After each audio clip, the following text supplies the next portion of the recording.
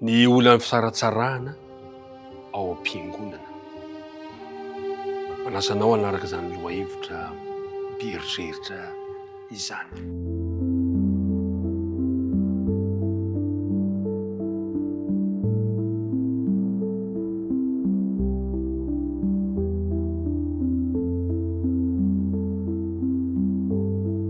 Miaraba-tsika rehetrarehetra indray amin'izao herinandro vaovao izao. Tafarakito isika hiaraka andinika indray ny tenin'Andriamanitra izay mbola miompana amin'ny Korintianina voalohany sy ny Korintianina faharoa. Amin'ny tenin'andro ity isika dia resaka lohahevitra lehibe manao hoe iray ao amin'ny Kristy. Fa ny androany dia le hoe ny olana fisaratsarahana ao am-piangonana. Tononona aminao sy ny ankonanao hatrany ny fiadanan'ny Tompo hiaraka hivavaka isika. Andriamanitra ray be fitiavana, indreto ny ray izahay fa notantaninao sy novombinao dia afaka mandray izao tombontsoa lehibe izao hiaraka andinika ny teninao. Tomoera ny te-amponay amin'ny alalan'ny fanehana masina izay ampianatra ny teny ary mamela ny heloka sy ny tsy fahatanteranay noho ny amin'ny ara Jesosy. Amen. Toy ny mahazatra ary mpiara-midinika namana dia manana andinina atao tadidina indray isika izay voasoratra amin'ny Korintianina voalohany toko voalohany ka ny andininy fahafolo. Korintianina voalohany toko voalohany ka ny andininy fahafolo. Manasanao mba hiaraka hamaky lavalava indray ilay izy kanefa izay natao tadidina dia samy mba miezaka eo tsika mianakavy.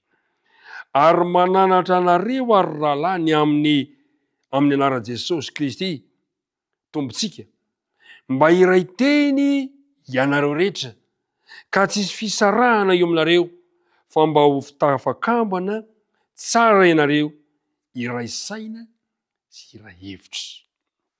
Ny iverenantsika kely ary mananatra anareo aho rahalahy amin'ny anaran'i Jesosy Kristy tombontsika mba iray teny ianareo rehetra ka tsisy fisarahana eo aminareo fa mba ho tafakambana tsara ianareo iray saina sy hevitra. Zany no fanirian'i Paoly ho an'ny fiangonana mba tsisy fisarahana, ho tafakambana iray saina iray hevitra. Izany raha teo no mibahan-toerana eo amin'ny toko maromaro amin'ny bokin'ny Korintianina voalohany. Ary manaiky ny mpandinika rehetra fa ny firaisana no lohahevitra lehibe indrindra mampifandray ny epistily izay nosoratan'ny apôstôly Paoly. Ny firaisana, izy moa tsy maniry an'izany. Ny malagasy dia milaza manao hoe izay misaraka fasika, fa izay mitambatra vato, mitabe tsy lany mamba. Ilaina ny firaisana eo anivon'ny fiangonana. Zava-doza mantsy ny zavatra nisy tao amin'ny fiangonana tao Korinto tamin'izany fotoana izany satria nisy fisaratsarahana, nisy firaisana tao eo amin'ny andininy faran'ny ambin'ny folo. Andininy faran'ny ambin'ny folo amin'ny Korintianina voalohany toko voalohany. Fa efa voalaza ny avy any amin'ny ankonan'ny Kloa tamiko ny amin'ny toetrareo ry ralahako fa misy fifampiandaniana eo aminareo. Vokatr'izay le tsy firaisana izay dia misy fifampiandaniana. Ary ity fifampiandaniana ity na ny fifandirana moa zany fifampiandaniana moa dia ohatra ny fifandirana ihany dia miteraka fahotana maro izy io. Andao hoe jerevantsika ny sasantsasany amin'izany amin'ny Romanina toko voalohany. Romanina toko voalohany ka ny andininy fasivy amby roapolo. Dia ozy hoe ka dia feno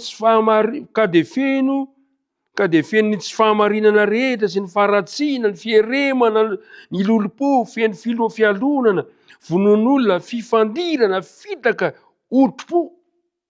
Zany ny zavatra misy rehefa misy fisaratsarahana io.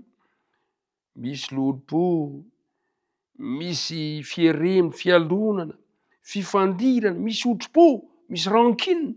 Zava-dozana zany hoe ao am-piangonana misy an'izany toe-javatra izany tamin'ny andron'ny Paoly. Ary moa ve zany tsy misy koa ankehitriny amin'izao andro iainantsika izao. Romana toko fahatelo ambin'ny folo, andininy fahatelo ambin'ny folo. Romana toko fahatelo ambin'ny folo, andininy fahatelo ambin'ny folo.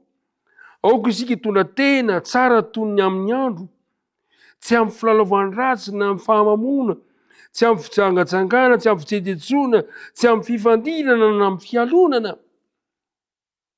Ilay fisaratsarana zany dia miteraka olana maro samihafa. Ao amin'ny Galatiana 5, Galatiana 5 ka ny 20 dia inona ihany koa no ateraka izany fisaratsarana izany 20.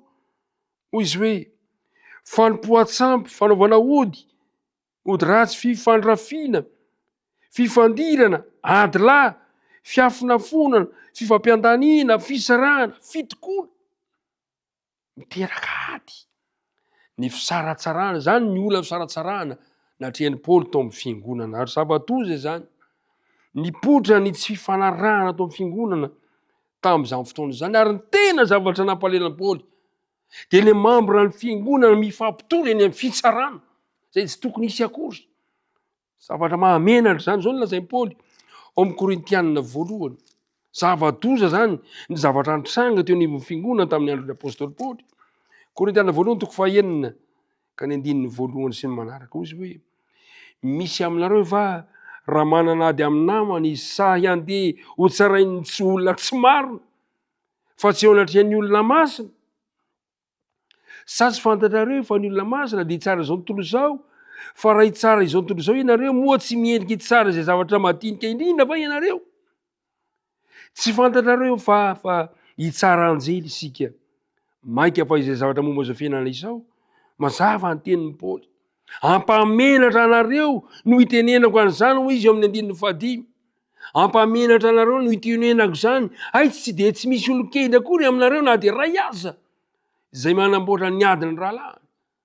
Tonga teny amin'ny tribonaly ny adiny fiangonana teo amin'ny nivon'ny Paoly. Ay dia tsy misy olona mba afaka andama zany eo amin'ny nivonareo nefa ianareo no hitsara izao tontolo izao. Lasa izao tontolo izao indray no hitsara anareo. Tena mampivarahontsana ary mpiara-midinika namana ny olana tsy fisian'ny firaisana eo amin'ny fiangonana eo membra ny fiangonana ary tena namafy i Paoly.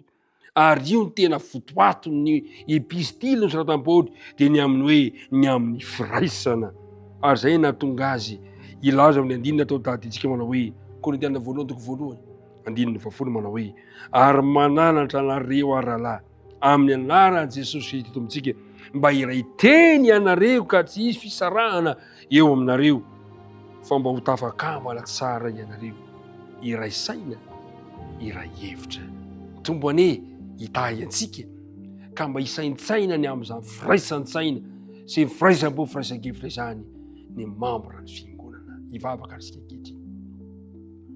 Andriamanitra rainay eo